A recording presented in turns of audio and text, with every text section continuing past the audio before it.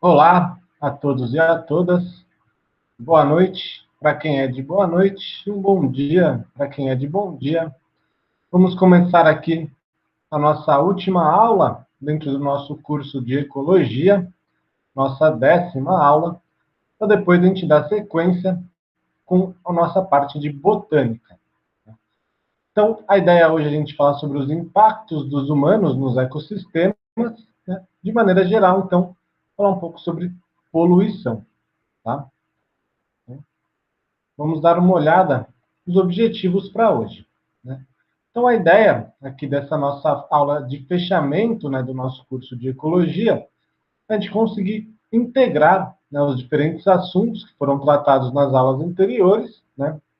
Então, vai ser importante a gente lembrar de tudo que a gente viu, né, recuperar esses conhecimentos para a gente poder, então, integrar eles para que a gente possa refletir, então, sobre os efeitos das ações humanas nos ecossistemas. E aí, principalmente, esses efeitos prejudiciais, né, como, por exemplo, a poluição. Tá? Então, né, a ideia de hoje é que a gente retome alguns assuntos, né, que foram abordados nas aulas anteriores. Então, por exemplo, aí, as interações ecológicas, né, as nossas pirâmides, né, ecológicas, as cadeias alimentares e também lá os nossos ciclos biogeoquímicos. Tá? Então, importante a gente lembrar, né, desses temas, que a gente vai misturar todos eles aí, tentando focar, né, numa coisa um pouco mais aplicada ao nosso dia a dia. Né? Então, durante esse nosso curso, a gente procurou entender como que a natureza estava funcionando, né? Através, então, das interações entre os organismos e das interações desses organismos com o ambiente, né? Que é o papel da ecologia, né? Estudar esses processos. E aí, vamos ver agora, né, nessa nossa última aula, o que acontece quando nós, os humanos, começamos a manipular a natureza. Né?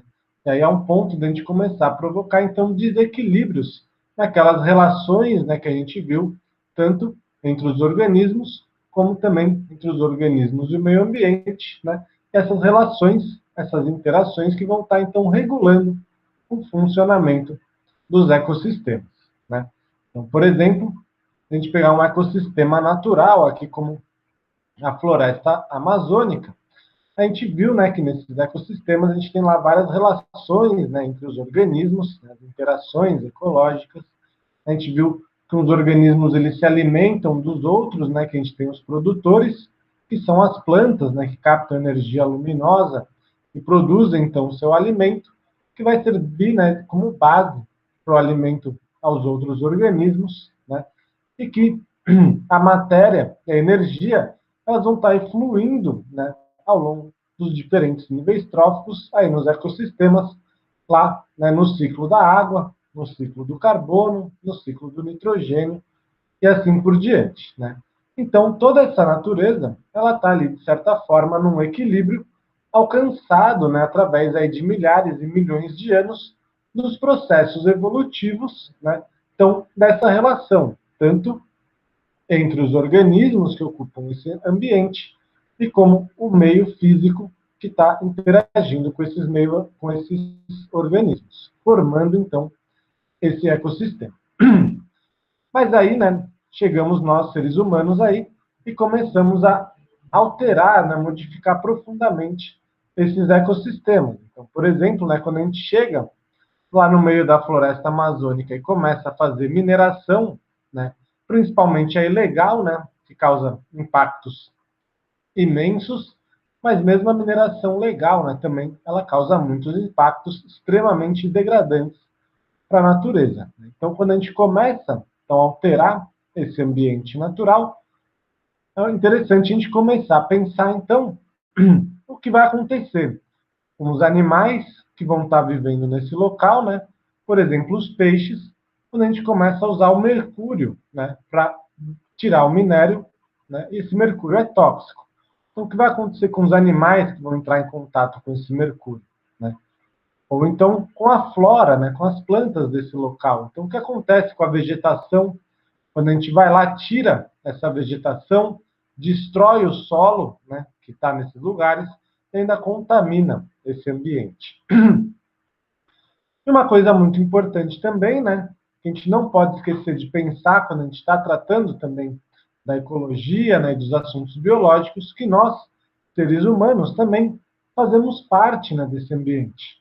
Então, o que acontece com a gente, né, seja com as populações tradicionais, né, que estavam ocupando esse ambiente, ou com as pessoas que vieram depois, né, tanto degradando ou a partir de uma oportunidade que vem depois dessa degradação do ambiente. Então, a gente não pode excluir as pessoas também desse processo aí dos ecossistemas. Então, a ideia é hoje a gente pensar, né, o que acontece, então, com os animais, com as plantas e com a gente, quando nós, seres humanos, começamos a modificar e degradar esse ambiente de maneiras profundas, né? E para a gente, então, entender melhor esses processos, a gente vai abordar sucintamente alguns temas muito importantes relacionados a isso, né? Então, a questão do desmatamento e das queimadas, do aquecimento global, a bioacumulação e a poluição, né, nos ecossistemas terrestres e aquáticos, né? Alguns desses assuntos muito tradicionais aí nas provas dos vestibulares, né, como, por exemplo, aqui a questão da eutrofização, e outros, né, menos frequentes nos vestibulares, mas extremamente frequentes no nosso dia a dia atual, né? Então, o planeta inteiro pegando fogo, o aquecimento global aí batendo na nossa porta, né? Então, temas importantes para a gente trabalhar, porque eles são muito prováveis de aparecerem aí nas diferentes provas.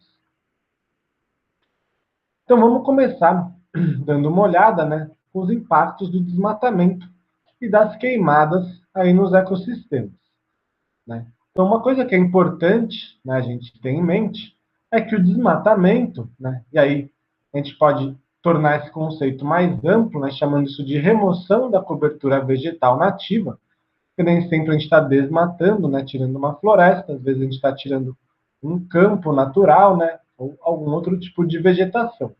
Mas quando a gente retira, né, remove essa cobertura vegetal nativa, a gente já está aí promovendo um dos principais impactos ambientais causados por nós aí no planeta, né? Então, a gente já destruiu, né, a cobertura vegetal de quase a maior parte aí do nosso planeta, né, de quase metade, aí, mais da metade do nosso planeta. E quando a gente faz isso, a gente não está só tirando a vegetação, a gente está provocando uma mudança profunda naquele ambiente. Tá? Como a gente viu lá nos ciclos biogeoquímicos, por exemplo, a vegetação ela é muito importante lá, né, nos ciclos da água, no ciclo dos nutrientes, né? A gente viu também que a vegetação ela fornece abrigo e alimento para os animais, né? Então, quando a gente remove a cobertura vegetal nativa, né, cobertura natural, a gente causa já uma série de impactos aí nos ecossistemas, né? Então, abrindo caminho também para outras alterações mais profundas daquele ambiente. Então, quando a gente começa a destruir florestas, né, como por exemplo a Amazônia, que a gente está vendo aí recentemente acontecendo esse ano todo nessa tragédia, e não só na Amazônia, né? É importante a gente lembrar também do Pantanal, que sofreu aí bastante com as queimadas, mas também do Cerrado, né, que a gente não ouve muito falar, mas foi o bioma mais desmatado aí nos últimos tempos aqui no Brasil, né? É quando a gente remove, então, essa cobertura vegetal, né, natural, o que a gente vai ter? Né, uma redução, então, na transpiração lá dos vegetais. Com isso a gente reduz a quantidade de chuvas, né? Então, a gente tirar, né, a floresta amazônica, cortar, derrubar a floresta amazônica, é pedir para secar quase que o Brasil inteiro e outras partes do mundo também, porque a vegetação não está mais transpirando aqui e produzindo nuvens, né, como a gente viu que ocorre lá no ciclo da água. Uma outra coisa fundamental, né, que quando a gente remove essa cobertura vegetal, a gente basicamente acaba totalmente, né, com a ciclagem de nutrientes, empobrecendo os solos, né? Então, por exemplo, lá na Amazônia também, a gente tem nessa questão de que os solos lá são naturalmente pobres, o que garante, né, que exista algum tipo de nutriente nesses locais, fazendo com que a gente tenha essa floresta exuberante, é a própria floresta. Então, as folhas que caem, os frutos, né, os troncos e assim por diante, eles vão ser decompostos e servir, então, de matéria, né, para as outras plantas que vão estar crescendo ali. Então, é a floresta que sustenta a si mesmo.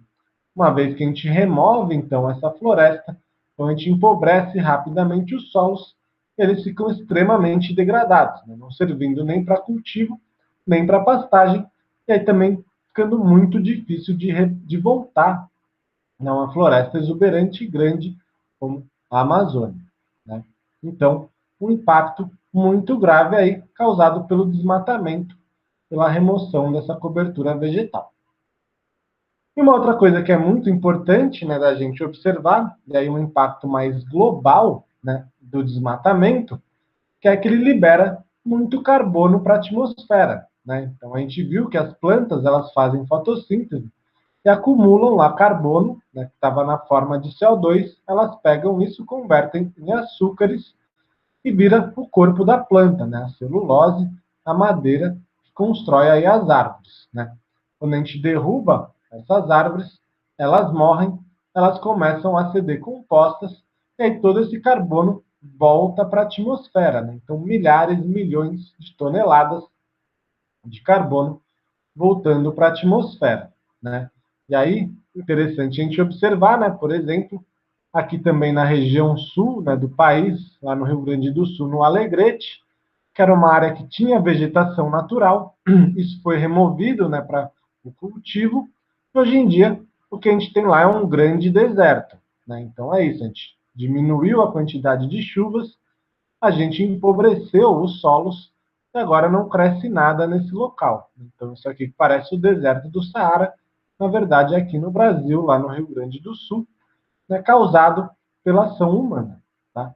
E aí, né, quando a gente então remove também essa vegetação, além da decomposição natural, que devolve carbono para a atmosfera, muitas vezes a gente usa uma técnica, né, muito tradicional aí de limpeza, né, dos ambientes naturais, que é a queimada desses ambientes, né? Então, quando a gente queima a vegetação, é como se a gente estivesse limpando, né, para poder usar aquilo depois, mas com essa queima, a gente está jogando toda a matéria orgânica de volta lá para a atmosfera, na forma de gás carbônico, contribuindo para o aquecimento global, né? E aí, então, né, o desmatamento em si, como a gente viu, ele já é um problema muito grave, né? Então, ele tira lá o habitat de vários organismos, né? Acaba com a produtividade, a ciclagem de nutrientes, acaba com o regime hídrico, né? Mas quando a gente combina o desmatamento com as queimadas, né, que é o que a gente vê aqui no Brasil recentemente, né, todo esse fogo que está acontecendo, ele não é um fogo natural, assim, né? A maior parte dele, ela tem uma origem humana que vem primeiro ali do desmatamento e depois usa o fogo para limpar aquela área, eliminando a matéria vegetal, né? E aí, quando esse incêndio ele é descontrolado, aí que o estrago fica ainda maior. Então, a gente vai ter a morte aí de plantas e de animais e também, né, de parte da microbiota do solo, então, dificultando lá a ciclagem de nutrientes, a gente vai ter a liberação de toneladas de gás carbônico na atmosfera, contribuindo lá para o aquecimento global e para as mudanças climáticas. Então, por exemplo, nessa imagem aqui embaixo que a gente está vendo é a Austrália. Eu não sei se vocês se lembram, né? Esse foi um ano muito conturbado, mas ele começou com os incêndios lá na Austrália. Depois tiveram incêndios nos Estados Unidos, e depois aqui no Brasil, o ano inteiro aí de incêndios. Né? Então, é o mundo todo pegando fogo, e ao tamanho, né, das nuvens aqui, da fumaça liberada por esses incêndios. Né? Então, se preparem que as mudanças climáticas vão vir com tudo em breve aí depois de todos esses incêndios. Tá? Então, como a gente viu, né, esses incêndios eles liberam lá o gás carbônico, CO2, né, favorecendo então o aquecimento global, né, que hoje em dia a gente vê claramente, né, não existem evidências que nos mostrem o contrário. O aquecimento global que a gente está experienciando atualmente, ele é um fenômeno humano, né? Então, causado pelos seres humanos que estão aumentando a quantidade dos gases estufas aqui no nosso planeta. Os principais gases estufa, né, que vão favorecer esse aquecimento global vão ser lá o gás carbônico, o CO2, que vem, né, principalmente da queima, né, de madeira ou combustíveis fósseis, e o metano, né, que vem principalmente aí dos rebanhos de gado. Tá? Então, esses gases, né, como acabei de dizer, eles vão estar se originando da atividade industrial, né, principalmente aí o CO2, da pecuária, aí o metano, né, que se origina lá da decomposição da matéria orgânica no intestino das vacas, né, do gado de maneira geral, e da queima dos combustíveis fósseis também. Então, toda vez que a gente vai lá, liga o nosso carro, a nossa moto, quando a gente acende o fogão, a gente está queimando petróleo, queimando gás natural, né, combustíveis fósseis, contribuindo aí para a liberação do gás carbônico na atmosfera. Tá? E aí, quando a gente então começa a acumular esses gases, né, na nossa atmosfera, eles vão reter mais calor no nosso planeta. Então, favorecendo o aquecimento do planeta e essas mudanças climáticas globais. Tá? E como que isso vai estar funcionando? Né? Então, o aquecimento global, né, o efeito estufa, ele ocorre porque a gente tem esses gases na nossa atmosfera. Né? Então, seriam como se fosse um cobertor que a gente tem aí, que vai manter o nosso planeta quentinho. Então, quanto mais gás carbônico e metano a gente coloca na atmosfera, é como se a gente estivesse colocando mais e mais camadas de cobertores no nosso planeta. Então, ele vai começar a esquentar cada vez mais. E como que, né, a radiação vai estar aquecendo o nosso planeta? Né? Isso é uma coisa interessante da gente notar. Então, a energia, como a gente também já viu, né, ela vem lá do Sol, né? O Sol é a fonte primária de energia no nosso planeta, e ela chega para a gente na forma de luz, né? Energia luminosa ou ondas curtas. Né? Então, essa radiação que vem muito forte, ela consegue atravessar a nossa atmosfera facilmente. Quando ela bate na superfície das coisas, né? Ela se transforma, essa radiação, virando calor, ou ondas longas, né? Então, ondas maiores aí, que a gente percebe isso como calor, né? Então, quando você, por exemplo, está aquele dia de sol, né, muito calor, aí você chega na rua, tá aquele asfalto, né? Você chega perto dele, sente, né, aquele calor vindo em você, ou um carro, né, que ficou lá no sol o dia inteiro, você encosta ali em cima do capô e tá aquele calor, isso são essas ondas longas, né? Então, essa energia que foi transformada, agora a gente sente como esse calor. Como o próprio nome diz, né, essas ondas longas elas são maiores, então elas batem lá na nossa atmosfera, no nosso cobertor, e ficam presas dentro do nosso planeta. E é isso, então, vai aquecendo o planeta. Então é importante observar isso, né, porque às vezes aparecem os exercícios também, tá? Em relação a essa chegada da luz solar, e aí ela esquentando a superfície do planeta, e esse calor fica preso pela atmosfera, gerando então o efeito estufa, que está sendo agravado pela gente, aumentando então a temperatura do planeta. E uma coisa que é importante, né, da gente observar é que não é só o aquecimento do planeta, né, que vai atrapalhar a gente daqui para frente, né? Porque esse aquecimento do planeta ele gera as mudanças climáticas, né, favorecendo então eventos extremos. Então, a ideia é que quanto mais quente o planeta, mais eventos extremos a gente vai ter. E o que seriam esses eventos extremos, né? Vão ser, por exemplo, chuvas, né? Chuvas muito intensas. Né? Então, se a gente aqui em São Paulo, por exemplo, era conhecido como a terra da garoa, né? Que era aquela chuvinha mansa que vinha e ficava lá o dia inteiro, caindo de pouquinho. Agora, para quem mora aqui, já deve estar percebendo, né? Que a chuva ela fica aquele calor lá o dia inteiro, aí não é nem mais no fim da tarde, né? Agora no meio do dia, cai uma pancada de chuva rápida que inunda tudo, derruba um monte de árvore, causa um monte de problema e depois volta aquele calorzão, né? Então a chuva ela vai ficar cada vez mais concentrada e mais forte, assim como as secas, né, que também vão ficar cada vez mais intensas e mais duradouras, né? Então, esses eventos extremos que vão ficar cada vez mais comuns. Quando chover, vai chover muito e de uma vez. Quando secar, também vai ficar muito seco ali de uma vez, né, podendo se estender.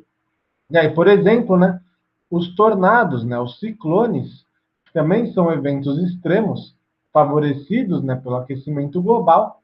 A gente já está vendo lá nos Estados Unidos, ó, está tendo uma fileirinha de tornados, né, está vindo um atrás do outro. E aqui no Brasil, o que não era uma coisa comum, né, quase a gente não via notícias disso, agora também, né, se preparem para ficar cada vez mais comum, principalmente também ali na região de Santa Catarina, do Paraná, e quem sabe chegando aqui para o centro-oeste, para o sudeste também, né? Mas a gente já teve lá o ciclone bomba e é capaz que a gente tenha outros aí também, né? Porque a atmosfera está ficando mais quente, esses eventos extremos vão ficar cada vez mais comuns. Então não é só o aquecimento do planeta, vai falar, vai ficar mais quentinho, vai ficar mais legal, né? Então, esse aquecimento ele vem com um custo, que são esses eventos extremos ficando cada vez mais frequentes. Tá? Uma outra coisa importante, né, sobre os efeitos que a gente causa aí nos ecossistemas, associados também aí à poluição, né, é a bioacumulação, né? Esse é um processo que costuma aparecer bastante, né, aí nos exercícios de vestibulares. Então, esse é um processo que ele vai ocorrer, de certa forma, aí, naturalmente, ao longo das cadeias tróficas, mas ele vai se tornar um problema quando essa acumulação, né, ela ocorre com compostos tóxicos, tá? Porque aí sim eles vão estar se acumulando, né, um composto tóxico no corpo do organismo, podendo então levar à contaminação ou à morte desses organismos, tá? Uma coisa que é importante a gente observar sobre a bioacumulação é que ela sempre vai ser mais acentuada, né, mais presente lá nos predadores de topo de cadeia. Então, se a gente lembrar lá das nossas aulas de cadeia alimentar, né, aqueles consumidores quaternários, né, que estão lá no topo da cadeia, ou terciários, dependendo da sua cadeia, eles vão ser os mais afetados. Né? Como é, por exemplo, o caso aqui deste atum, né? O atum, que é esse peixe gigante que vive aí nos oceanos, ele é um predador voraz, né? E ele pode, então, sofrer bastante esse efeito da bioacumulação se os alimentos que o atum estiver comendo lá nos oceanos estiverem contaminados. E aí quem vai sofrer ainda mais com isso vai ser a gente, depois quando a gente come esse atum. Tá? Então, importante a gente observar isso. E como que vai estar ocorrendo, então, essa bioacumulação? A gente viu, né, lá nas aulas das cadeias tróficas, né, e também das pirâmides ecológicas, que a biomassa ela vai estar sempre reduzindo, né, aqui ao longo dos níveis tróficos, né? A gente vai ter sempre menos biomassa, porque tem menos energia também para conseguir construir essa biomassa. Então, o que acontece, né? A gente pode ter compostos que se acumulam nos tecidos dos organismos, então na musculatura, na gordura e assim por diante. Então, quando um organismo ele se alimenta um do outro, né? Ou seja, quando essa matéria ela passa pelos diferentes níveis tróficos, esses compostos que se acumularam no corpo dos organismos também vão estar passando, né? E assim eles vão ficar concentrados depois nos organismos mais altos aqui na cadeia trófica. Então, se a gente imaginar, por exemplo, né, a gente tem aqui umas plantinhas, né, uma graminha que ela está absorvendo lá algum composto tóxico, né, um agrotóxico. Então, a gente tem a grama, e cada grama vai ter lá 10 unidades de agrotóxico nela, que não seria um problema. Mas aí o boi, ele vai comer ao longo da sua vida 10 gramas, né, 10 graminhas, por exemplo. Cada 10 gramas vão ter 10 agrotóxicos, então no boi já vão ter 100 agrotóxicos, né? E aí, se, por exemplo, a gente, ao longo da nossa vida, a gente come 10 bois, né, para se alimentar, significa que depois, no nosso corpo, a gente vai ter 1.000, né, unidades lá de agrotóxico. Né? Então, isso foi se acumulando, né, ao longo dos níveis tróficos, tá? E aí, nos indivíduos, nos predadores, que vão estar aqui no topo da cadeia, esse acúmulo ele é mais intenso, né? Sendo então mais prejudicial a esses organismos. Tá? Então, esse é o processo da bioacumulação, quando compostos tóxicos eles se concentram de uma maneira mais acentuada nos organismos que vão estar lá no topo das cadeias tróficas.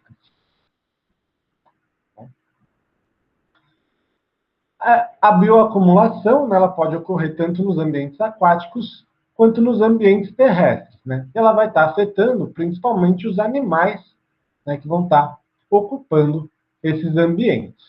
Mas a gente pode também ter, né, a poluição afetando outras partes desses ambientes, né? Não só os animais ou os vegetais, mas também, né, o ambiente como um todo. A gente chama, né, de poluição esse processo onde a gente tem um acúmulo em excesso de alguma substância no meio ambiente. Isso vai estar, em geral, provocando um desequilíbrio ambiental. Né? E aí, então, quando a gente consegue observar que está tendo uma poluição, né, algum tipo de poluição num ecossistema, essa poluição, em geral, ela vai levar à perda de função e de diversidade nos ecossistemas. Ou seja, vão começar a morrer espécies, né, ou elas vão embora daquele ambiente, porque ele está poluído, e aí ele não vai funcionar mais como ele funcionava, né, produzindo água ou ciclando nutrientes, produzindo oxigênio e assim por diante. Por isso, esse é um problema bastante grave. É importante a gente notar também que a poluição ela pode ser de vários tipos. Né? Então, ela pode ser atmosférica, né? Quando o nosso ar está poluído, tem compostos que agridem o nosso corpo. Ela pode estar no solo, né? Por exemplo. Ela pode ser uma poluição sonora, um problema muito grave nas cidades, que espanta, né, vários animais aí. Também incomoda bastante a gente, né? Tem que conviver com esse barulho o dia inteiro. Poluição luminosa também, né? Algo extremamente prejudicial aos animais que vivem na cidade e para a gente também, né? Que fica aí olhando para a tela o dia inteiro e aí isso desregula totalmente o nosso ciclo de sono, né, e vigília e assim por diante. Tá? A gente pode ter vários tipos de poluição, todas elas associadas a esse excesso, né, de alguma substância ou de alguma coisa ali no ambiente. Tá? Nos ecossistemas terrestres, né, esses poluentes vão estar se acumulando principalmente nos solos. Né? Então, eles podem estar na atmosfera, né, mas em geral eles vão precipitar e vão ficar presos no solo. Né?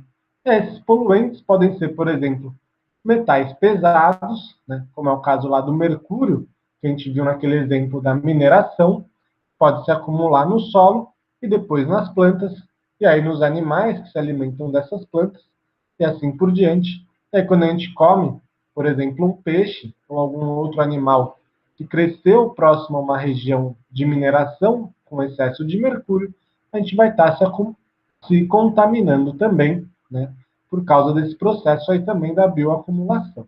Né? Os compostos nitrogenados também são um problema muito grave aí nos ecossistemas terrestres. Eles podem ser oriundos tanto, né, de fertilizantes e agrotóxicos usados aí na lavoura, né, de uma maneira extremamente desordenada, que é o que a gente vê aqui no Brasil. Eles também podem ter origem a partir da queima dos combustíveis fósseis. Né? Então, quando a gente liga lá o motor do nosso carro, né, ou da moto, por exemplo, a gente está queimando petróleo, a gente está produzindo não só o gás carbônico, né, que favorece o efeito estufa, mas vários outros gases tóxicos, né, principalmente aqueles NOx, né, ou gases também com enxofre, são extremamente tóxicos, né, quando em altas concentrações, para a gente, para a vegetação e para os animais também. Tá? Mas um dos principais problemas que a gente tem atualmente, né, aqui nas cidades e no campo também, com seus resíduos sólidos, né, que é o que a gente chama popularmente de lixo. Né? E aí, esse sim é um dos principais problemas ambientais que a gente vai estar observando nos ecossistemas terrestres e nos marinhos também, né, mas principalmente nos ecossistemas terrestres. Então, se vocês pensarem, né, para onde vai aquelas embalagens, né, dos produtos que eu consumi, né, para onde vai aquele canudinho de plástico, né, do refrigerante, a latinha do refrigerante, para onde vai o lixo do papel higiênico do meu banheiro, né, os restos de alimento que eu não comi.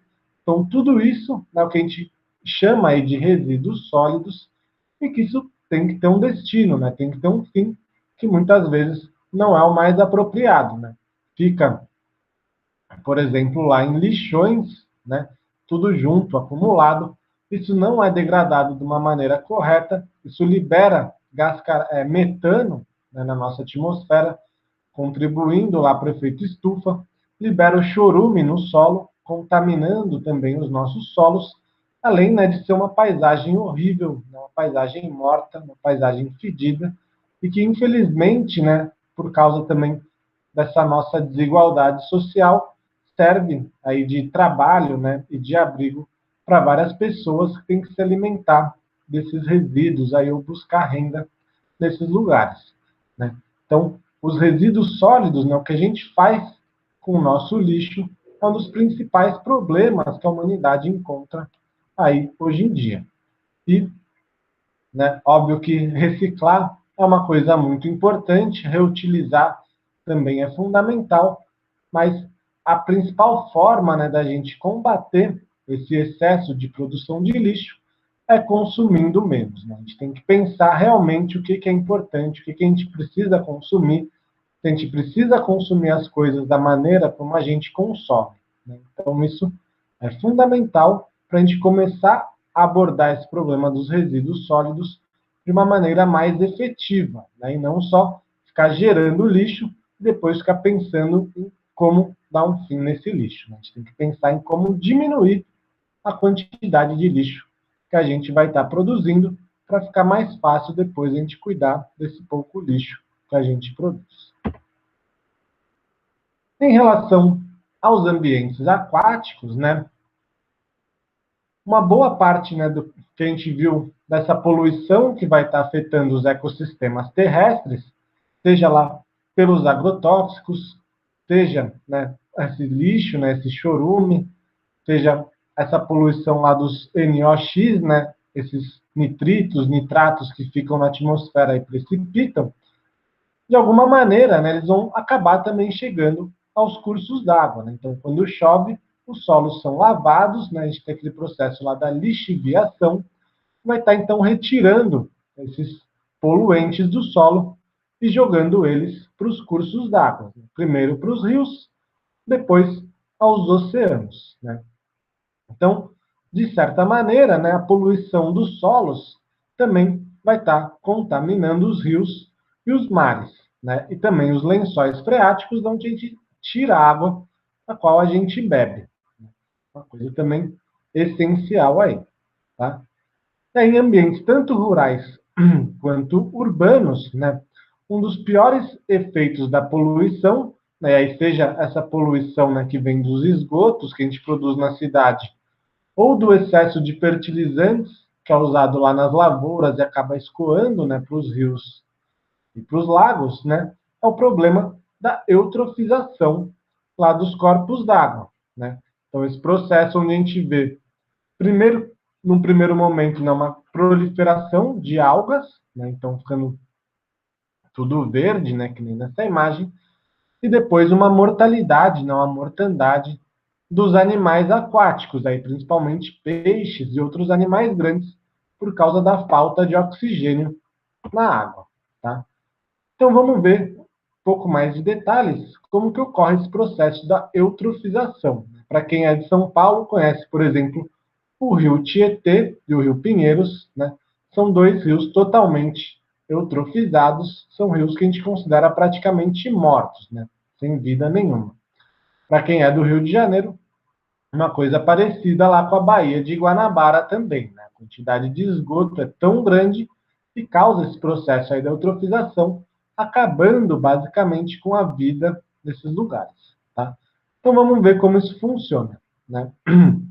Então a gente tem normalmente lá o ecossistema em equilíbrio, né? A gente tem a vegetação, tem os animais aqui, né, nos rios.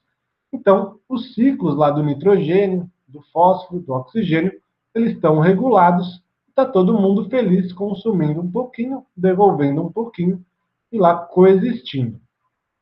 Quando a gente promove mudanças nesses ambientes, por exemplo, aqui, né, a remoção dessa vegetação natural para a construção de uma cidade, que vai ter muito esgoto, ou de uma lavoura, né, onde a gente vai ter esse excesso de fertilizantes sendo utilizado, isso vai fazer com que, né, tanto esse esgoto quanto esses nutrientes dos fertilizantes caiam aqui na água, né? E aí o esgoto, apesar de ser uma coisa ruim para a gente, né, ela é uma coisa que está cheia de nutrientes, né, cheia de matéria orgânica, é alimento para vários micro-organismos, né, principalmente aí algas e bactérias.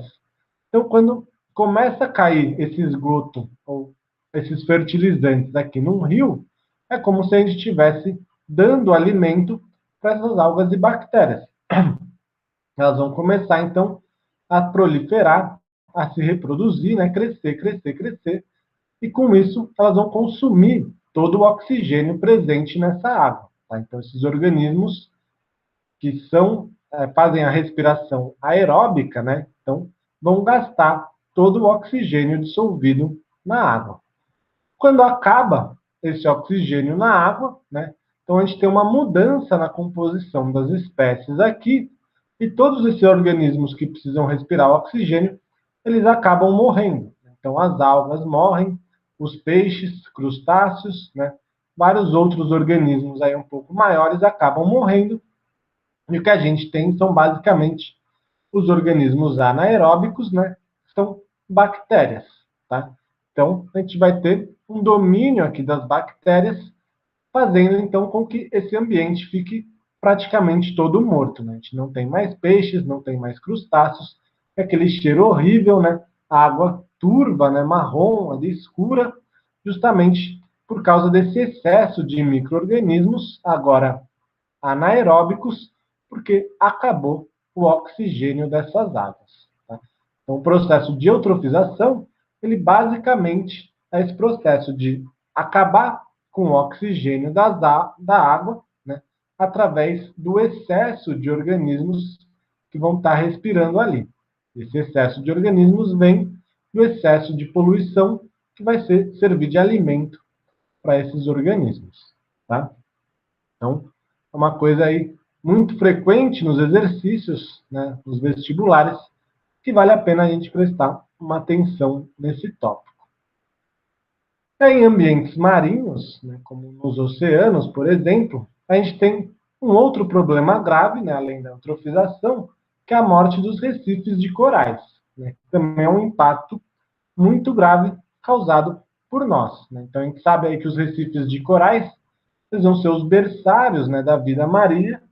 Então, os peixes que a gente se alimenta, né, peixes de água salgada, eles muito provavelmente cresceram ali no recife de coral. E depois, né, foram viver sua vida lá no mar. Né? Então, quando a gente acaba com os recifes de corais, a gente também está acabando com esses berçários de peixe, né, diminuindo a quantidade que pode ser pescado e que vai servir de alimento para a gente depois. Né? E aí a morte dos corais, ela pode se dar de duas maneiras, né? Ou pelo branqueamento, ou pela destruição, na degradação do corpo desses organismos aí, do esqueleto calcário desses organismos. Então, os corais, né, de maneira geral, eles vão ser associações entre quinidários, né, que são as águas vivas, e algas, tá? Então, né, nesse processo, né, um processo de simbiose, que é aquela relação entre dois organismos de espécies diferentes, onde um depende do outro para sua sobrevivência, né? Se a água-viva, né, se o quinidário ou a alga morrem, os dois acabam morrendo, né, então os corais acabam morrendo. Aí quando a gente tem, por exemplo, um processo lá de proliferação de algas, né, como a gente viu lá por causa da eutrofização, que aquela camada, né, de algas não entra a luz, a alga que vive aqui com o coral ela não consegue sobreviver, não faz fotossíntese, acaba morrendo, e isso leva à morte também do quinidário, né? Quando morrem esses organismos, sobra só o esqueletinho deles, né, que é feito de calcário, né, parecido com um gesso aí, e aí fica então tudo branquinho. Então, se antes era essa coisa colorida, cheia de vida, né, com vários peixes e outros animais, quando a gente tem esse efeito do branqueamento, significa que esses corais eles morreram, e aí todos os organismos que estariam associados a eles, né, esses vários peixes, crustáceos e assim por diante, também acabam morrendo. Né? Então, aquele berçário de organismos vai embora, né? A gente perde uma grande biodiversidade aí. Tá? Então, o branqueamento dos corais, causado pela morte das algas, que fazem associação lá com os quinidários, nos corais, né? E aí, quando essa alga morre, então o coral também morre, e aí fica só o esqueletinho dele ali, branquinho, o esqueleto calcário. Né? Mas tem um outro jeito também que a gente pode matar, né, os nossos corais aí, os tão belos corais que a gente tem aí no nosso planeta. Né? Então, a gente viu que o esqueleto desses organismos é feito de calcário, né? E o calcário é um material muito sensível à mudança do pH lá na água, principalmente se ela ficar mais ácida. Né? Então, ele é muito sensível a ácidos. É o que acontece, né? Quando a gente promove lá o desmatamento e a queima de combustíveis fósseis, a gente libera gás carbônico para a atmosfera. Esse gás carbônico, uma parte dele, é dissolvida também nos oceanos. Quando o gás carbônico entra em contato com a água, ele forma o ácido carbônico. E aí, com isso, então, a gente começa a promover a acidificação dos oceanos. Tá? Então, quanto mais gás carbônico a gente joga para a atmosfera, mais gás carbônico entra nos oceanos também e mais ácido vão ficar os oceanos. Tá? Então, aqueles organismos que evoluíram, né, se desenvolveram para viver num pH neutro, agora o pH dos oceanos está ficando cada vez mais ácido e a maior parte desses organismos não consegue sobreviver nesse ambiente. Principalmente os corais, têm lá seu esqueleto calcário, que é extremamente sensível, né, a ácidos, começa a ser degradado, né, vai corroendo o esqueleto dos corais, causando então a morte deles também. Né? E aí não só dos corais, mas também de vários outros animais marinhos. Tá? Então, tanto o branqueamento quanto a acidificação dos oceanos vai estar promovendo, né, a morte dos corais, causando então um impacto imenso aí nos ambientes marinhos. Tá? Importante, então, né, a gente observar como as coisas estão integradas no nosso planeta. Né? Então, uma mudança que a gente faz ali num local, né? Você desmata um pedacinho da Amazônia, queima aquela floresta, né? Isso vai gerar todo um problema no solo naquela região, vai alterar o clima, né, no Brasil inteiro e vai também eventualmente acidificar os oceanos, causando a morte de vários animais marinhos. Né? Então, é importante a gente observar que as coisas elas estão conectadas na natureza e que a gente, se a gente como humanos, né, ficar mexendo nessas relações entre os organismos, entre eles e o ambiente, sem pensar nas consequências, né, a gente vai quebrar todos esses ciclos, vai alterar esses ciclos de como a natureza funciona, e aí as coisas vão parar de funcionar. Vários animais, várias plantas vão morrer, mas, né, além de ser extremamente ruim para eles, vai ser péssimo para a gente, porque a gente depende, né? Isso é uma coisa importante a gente observar, que a gente depende profundamente dessas plantas, desses animais e de todo o funcionamento que eles promovem aí nos ecossistemas. Tá? Então, por hoje era só, gente. Era isso que eu precisava falar aqui para vocês sobre os impactos dos humanos nos ecossistemas. E na nossa próxima aula, a gente já começa aí com o tema da botânica. A gente vai ver isso de uma maneira rápida e sucinta, mas é um tema também muito importante, que aparece bem aí nos vestibulares. Então, uma boa semana aí para todas e para todos, e até a próxima.